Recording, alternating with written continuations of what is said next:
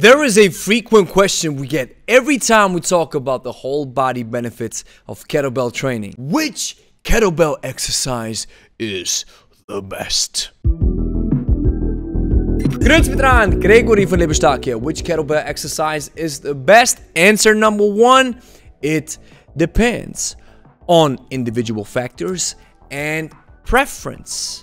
That's one of the biggest factors out there. We always have to take into consideration the individuality, specificity, and the goal of a person before we can say, well, this is the best exercise that you can do. Answer number two, the one exercise that you love doing and that gives you the most value. If you like doing something, chances are pretty high that you will stick to that type of exercise or workout method throughout the whole year. What good is it for you to know that exercise X is the best exercise out there, yet you don't like doing it? Answer number three to the question, which kettlebell exercise is the best? That one kettlebell exercise that respects the most differentiating factors of kettlebells when you compare it to dumbbells, barbells, or machines, and the one that works the full body. In my opinion, this is the clean and press, or the clean and jerk. Now with the clean and press or the clean and jerk, you work your full body. You hinge, you pull, and you press. If you would do the Olympic version of the clean and press with the kettlebell, then it would be even more dense. You would hinge, pull, squat, and press. Now we like to go with the first version without the squat because it's more of a fluid motion and it checks all the necessary boxes to give you a great full body workout, even without the squat. So let's take a look at how the exercise works, and then at the end of the video, I'm gonna give you a great workout protocol that slowly increases in difficulty over time. So now let me demonstrate the three different variations of the clean and press. The first one is the clean and strict press. To be technically correct,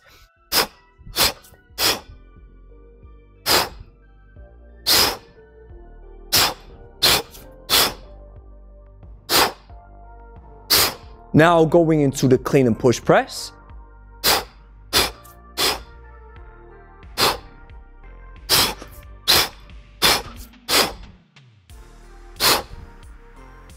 And now going into the clean and jerk.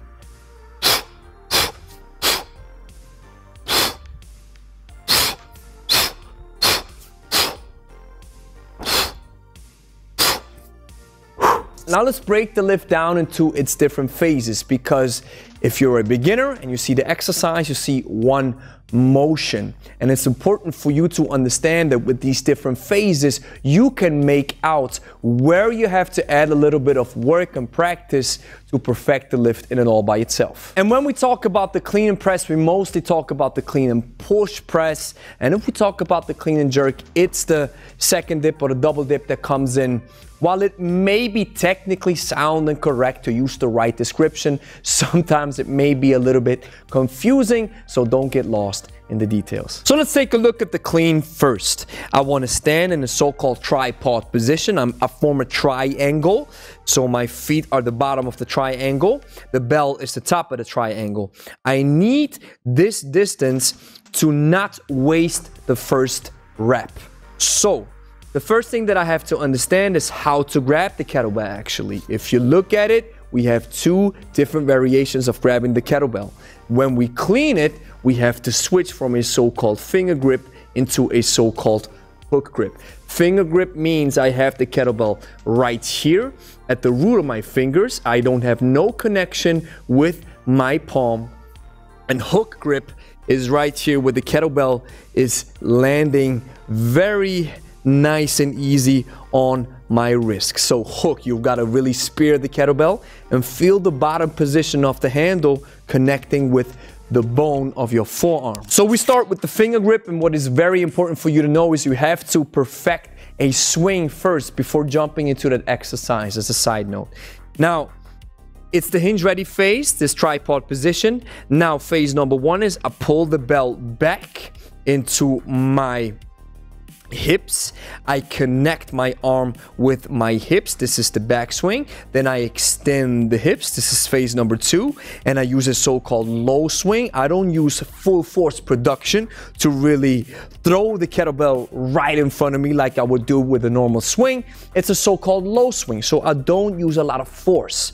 Boom. So it's hip extension. The kettlebell travels forward. Now here comes the so-called acceleration pull. Because I have to pull the kettlebell out of its horizontal trajectory into the vertical one. So I'll pull it up, and right here at hip positioning level, we switch from the so-called finger grip in the hook grip. This is where the magic happens, where you don't kill your palm skin, right? You don't chafe your palm skin. So it's just switching from the finger grip into the hook grip and then rack resting the kettlebell. What does rack resting the kettlebell mean? As soon as I connect the elbow with the iliac crest of my hip, I tense my legs, I push my pelvis forward, and I can relax my upper body. This is the so-called rack rest position. So this is how we perfect the clean. And with the breathing, as you can see, I'm breathing 3 times. This would be the clean in and all by itself. So if I would drop it, this is the amortization phase. I drop it, I pull my upper body back as counterbalance. Then the elbow connects with my hip again, and then I go into the backswing. Extending my knees in the backswing to use the so-called stretch reflex, to use a lot of force, a lot of power to drive the kettlebell forward and then just pulling it up. Now there's a couple of drills that you can master. The first drill is to understand where to position your wrist. So the first drill would be, you got to do it with a surface where the kettlebell may drop. Because this is very important. The first drill is releasing the kettlebell and then making sure that it doesn't move.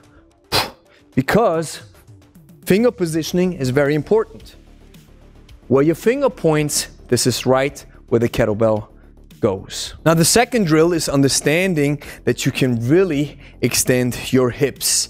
I like to do this without a kettlebell. I'm just reconnecting my arm to my body, and then I push my hips back, going into a pretty strong hinge, and then really extending my knees to about 95%. So that's like, boom. That's like this. Don't fully extend it, but you really have to feel your posterior chain of your leg muscles, and you really have to feel that stretch. So it's, and that's even a good swing drill. And if you're becoming a little bit of advanced and more elaborated, you can start rocking back and forth on your heels, but this is very advanced. Make sure you stay safe with your technique. Now what we have to understand is the rack rest position. Now if I stand like this, the elbow connects to the iliac crest of my hip. I'm having a lot of tension in my legs to arrest the weight. Now I have to make sure that the kettlebell is not up here, because that will be pretty detrimental to my lower back. I have to make sure that the kettlebell, the weight pulls down right above my pelvis, or right where my pelvis is, and then the weight pulls down in front of my knees. If I have it up here, it pulls down behind my knees. If it pulls down behind my knees, I can already feel it in my lower back. So it's very important to stay in that position, to bypass the lower back so that the weight rests on your structure. That's the rack rest position. And what I also have to understand is that my upper body can be very relaxed. So it is not chest up like you would say in a deadlift and tensing your posterior chain of your spine muscles. It is relaxed, going into that natural kyphosis. So that's where I can rest, and I fix my gaze at a horizontal viewpoint. And Pavel's, I love what Pavel says. He says, look at the horizon. If we go into a strict press, it's kind of easy. You want to draw a straight line, and the shortest distance between 2 points is a straight line. I got the kettlebell racked like this, so it is a small external rotation, not too much, because that will be detrimental to my shoulder. So it is just a tad bit, and then pressing the handle up first, and then fully extending the arm. We call it the so-called Russian extension. When you really extend your arm, then biceps close to the ear, arm close to the head, you look forward.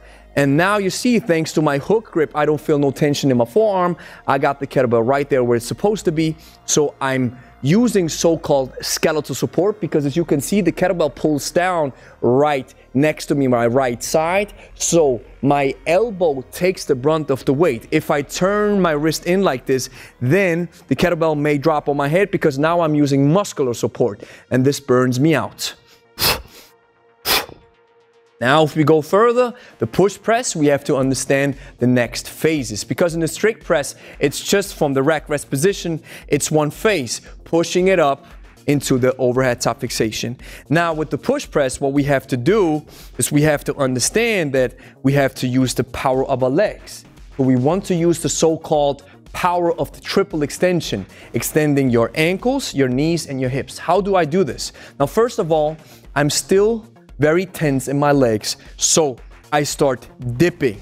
Dipping means I'm pushing my knees forward, and now I'm feeling additional tension in my quads. My arm's still connected. I don't pull my hips back. They have to stay connected. So dip, that's phase one. Now here comes the triple extension. We call it the bump.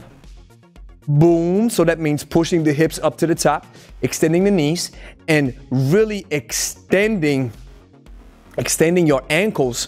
And then once they're fully extended and the full power from the leg transfers into the elbow, because I still got the connection, the elbow's still connected to my hip, that's when the arm goes up. And now for the, say like the last 20% of the energy that I use to really press the kettlebell into overhead top fixation, that's when I use the muscles of my arm and not earlier. If you really disconnect quickly, then the brunt of the weight still relies on your arms, which will burn you out. So it looks a little something like this. So that's three phases. It's the dip, it's the bump, and it's the overhead top fixation. And then amortization, dropping the kettlebell down into the rack rest position. Once again.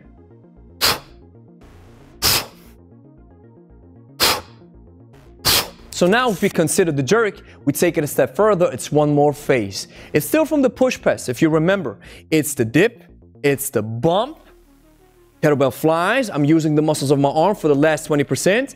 And now, right before I fully extend my arm and I'm in the overhead top fixation, this is where I drop my full body weight on my heels, and then I flex the knees and I flex the hip, boom, while I extend my arm, and then overhead top fixation. So that's four phases: dip, bump, double dip or second dip, overhead top fixation, right? And in the overhead top fixation, once you stand up, you can relax your quads again. So your quads are on fire all the time. Tack, tack. Now you relax them, and then you fully extend. If you ask why to do the jerk, you have two answers. First of all, it's reducing the height that the kettlebell has to travel. And second of all, it's relaxing your legs. So how does it look like? A jerk in and all by itself. I got the kettlebell in the rack, just showing you the jerk now. Dip, bump, double dip, overhead top fixation. And then dropping the kettlebell into amortization phase one. The first amortization once again.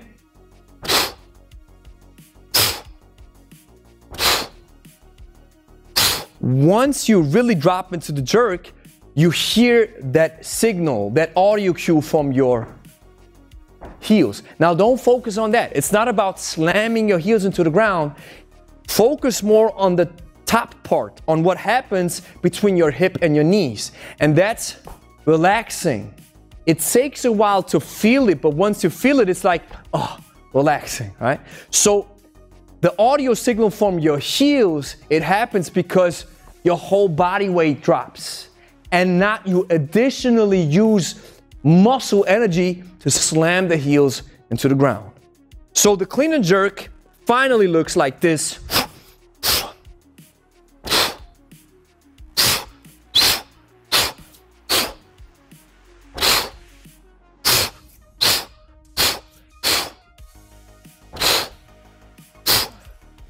And there's a lot of physics involved, which I really, really love about the sport aspect of kettlebell training. And that means, especially when I drop the kettlebell, that's very nuanced and it takes time to understand it. But once I drop the kettlebell, first amortization, boom, into the rack rest position. I connect the elbow with the iliac crest of my hip again. Then when I drop it, it's enough just to turn the wrist a little bit, right? And then the heavy part of the belt drops, so that means gravity does its thing. So what's enough is just the length of my forearm. That's enough. I don't have to go far out. That's enough. And what I do is I counterbalance the gravity pull with my upper body.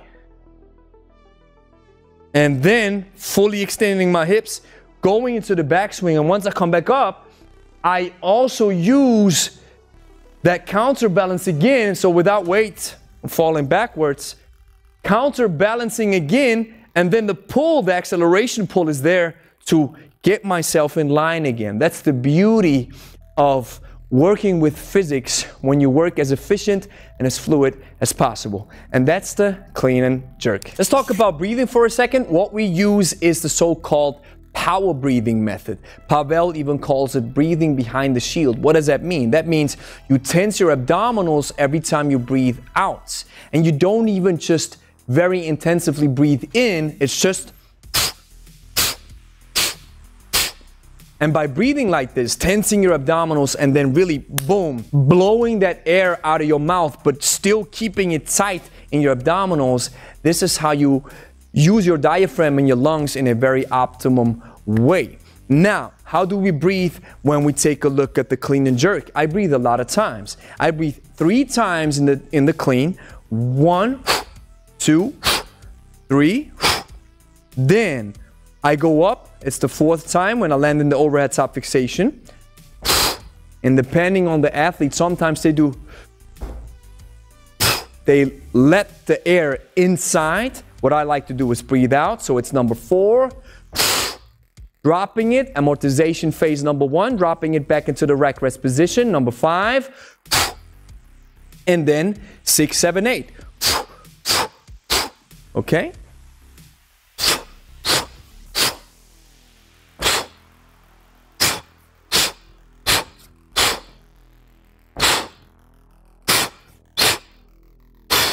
Now, on a final note, if we talk about a workout, it is very simple. You do 2 minutes of the clean and jerk, 1 minute with the left side, 1 minute with the right side. That's your basic workout. And you do it 3 times per week. Then the second week, you can upgrade it. 2 minutes per side. That's 4 minutes in total, 3 times per week. Then week 3, 3 minutes per side. That's 6 minutes total work volume. And then 4 until you work your way up to a full 10-minute set where you do 5 minutes with your right arm and 5 minutes with your left arm. And once you master that technique, you can work on your reps, on your speed, go a little bit faster, really drill the phases into your brain so you understand it. And then once you master this and you feel really safe, you can upgrade the weight. So thank you for watching. If you enjoyed the video, like it, consider subscribing if this is your first time on our channel. And if you're looking for a kettlebell program that builds you up as a beginner, that slowly increases in difficulty with the workouts, that even combines some easy to follow nutrition coaching, then check out 90 Days of Kettlebells. You find the link in the description, 14-day free trial included.